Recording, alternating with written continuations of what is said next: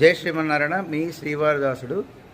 విష్ణువు యొక్క పంచ ఆయుధాలలో రెండవ ఆయుధం అయినటువంటి పాంచజన్యానికి సంబంధించిన శ్లోకం.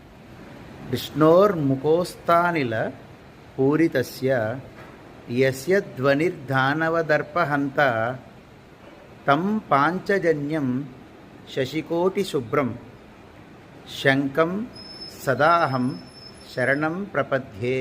ఇది స్వామివారి యొక్క హస్తంలో ఉన్నటువంటి పాంచజన్యం, అంటే శంఖానికి సంబంధించినటువంటి శక్తికి సంబంధించినటువంటి శ్లోకము.